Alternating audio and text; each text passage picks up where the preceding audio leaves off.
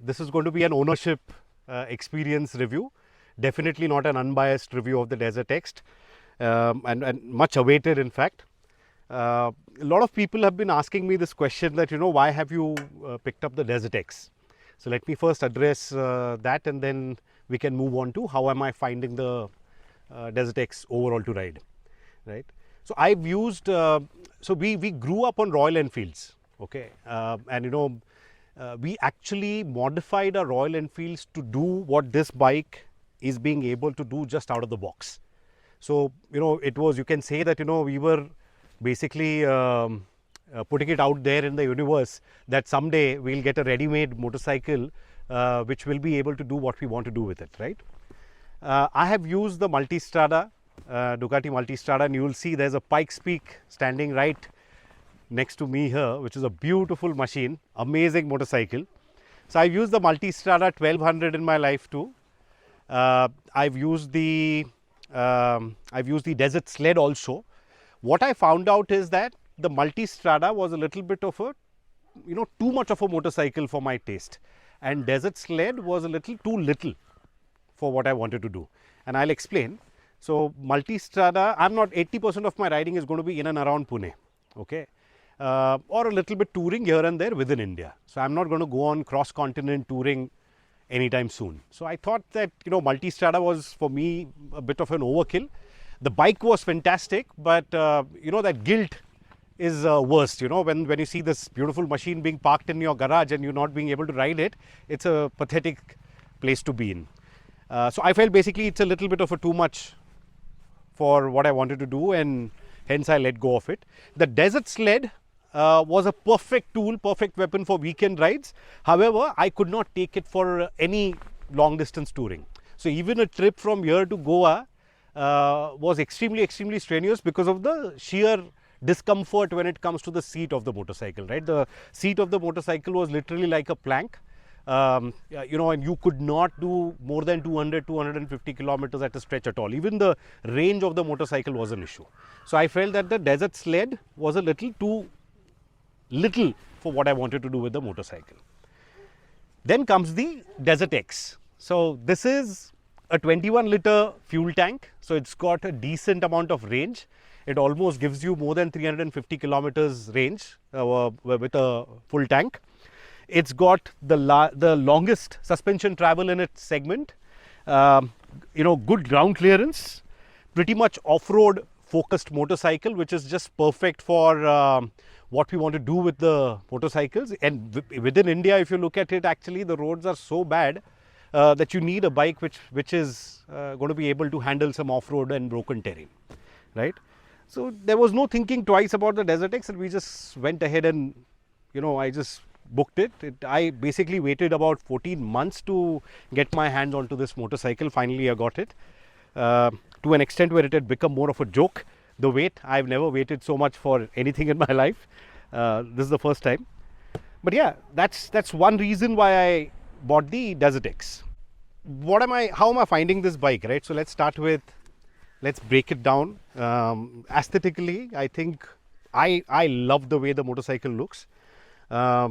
You might not, okay, you'll have to, it's not a immediately generally likable kind of a design, but I like what I get here in this motorcycle. A good lovely matte finish color, very strong metal fuel tank, very good quality plastic cowl here, very minimalistic rear. In fact, the rear profile when somebody is riding this motorcycle looks very dirt bike-ish. I like the suspension travel. I like the ground clearance. Looks wise, I think this is perfect. This is what I wanted to do wanted my motorcycle to look like. Handling, I think, I haven't felt so comfortable just out of the box with any motorcycle ever. So my learning curve with the Desert X was the shortest. Typically when you buy any new motorcycle, it will take some time for you to get comfortable with the bike. You'll have to ride it for some time to get used to it, and especially a bike which is a larger bike, a little heavier bike, it will take some time for any rider with any skill set to get comfortable with it. But I think my learning curve with the Desert X was the least when I compare it to any other motorcycles that I've owned in the past, right? So I was extremely comfortable riding the bike. It handled beautifully. I've done about 800 odd kilometers so far on the bike. Almost 70% of this has been around Pune on small trails in and around Pune. I've also done a night ride with a friend where we did a completely broken tarmac patch and dusty and sand filled terrain, and this bike was just gliding through. So I loved the way the suspension has been tuned up.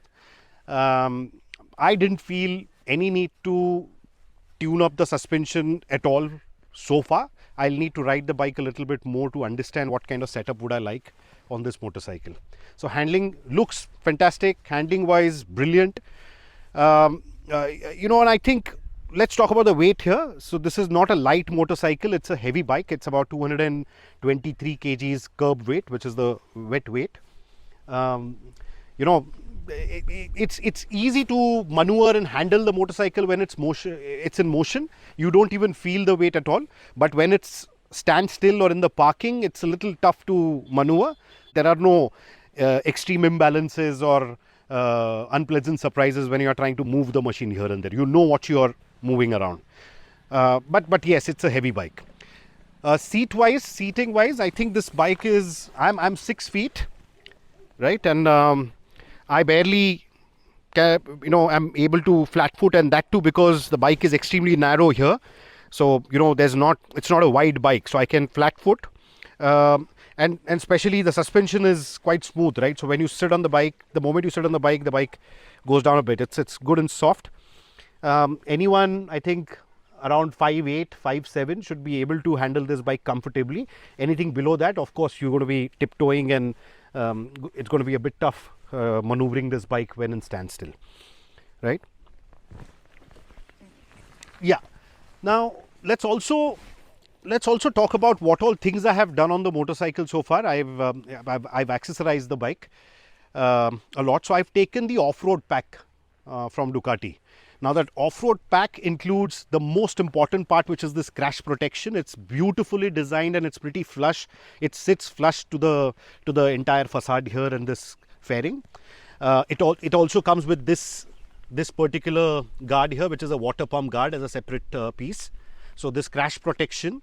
Then it comes with these knuckle guards, and it's got this touring plastic concoction here, which kind of increases the height. It protects your fists, your knuckles from debris which is flying over, or even wind or cold weather, right? So this piece, the radiator guard, it comes with the off-road pack.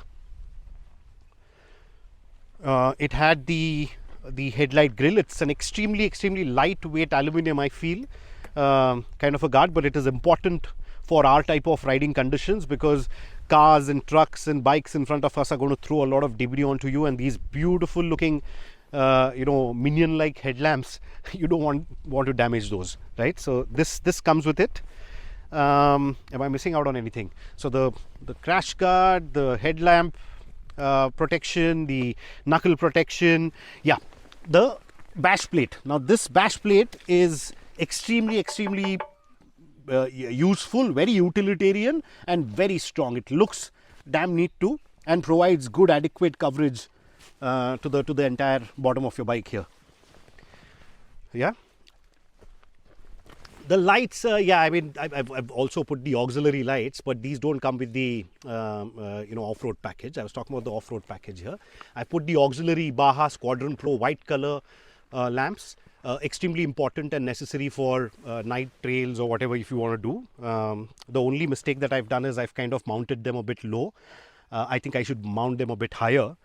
Because when you mount these lights lower, what happens is when the light throws any undulations on the trail, the shadow, the light basically does not reach, right? So I want to basically pull these aux lamps a bit higher.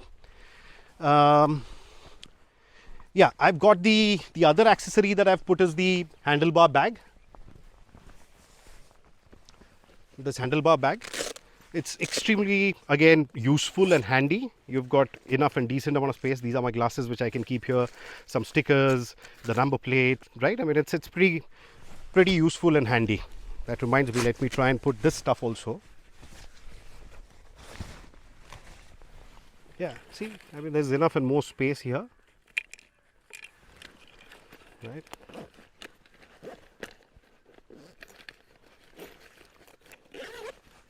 And you can keep some of your keys and everything here too. So this is a very good utilitarian accessory. It connects to your handlebar with the Velcro, right? And I've put the RAM mount.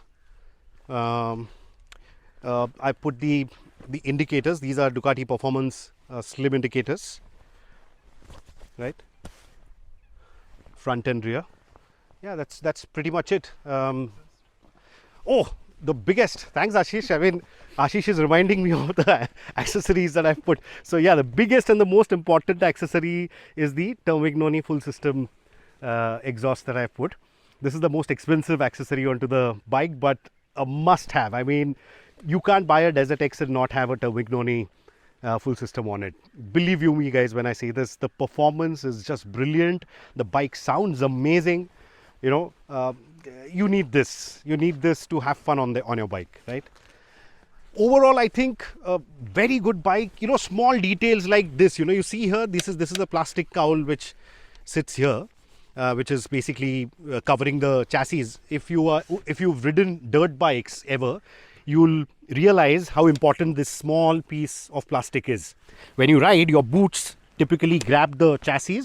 Either the chassis will get damaged over a period of time and lose paint or whatever, or it will damage your boots. So having this kind of a plastic cover here is extremely important, right? It safeguards your boots also, and you can grip the bike well when you're riding, and it's more off-road centric, right? So you want to grip the bike with your riding boots here, right? So fantastic motorcycle so far. I've really enjoyed riding it. I'll keep you posted. It's fully loaded with electronics, but we'll do a separate video for the electronics. For now, as a guideline, I would suggest that stick to what Ducati defines as the riding modes. So if you're in the city, use the urban mode. If you're on the highway, use the touring mode. If you want to do a little bit of spirited riding in the twisties and all, you know, you can move on to the sports mode. If it's raining and the conditions are wet, go into the wet mode. The additional two modes that they've put into this motorcycle are the enduro and the rally mode. I've tried the rally mode and it's just too good. It's just too good. But we'll do a separate video on the electronics and how they kick in.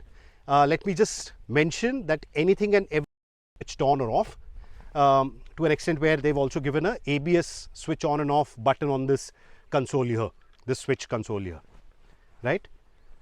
Yeah, that's pretty much it. Let me know, you know, if there is anything in specific that you would want to know about this motorcycle, and I'll keep trying to do that. Yeah, one more thing, the visor, you know, this is not adjustable. You must have seen multiple videos on YouTube where they are complaining about this.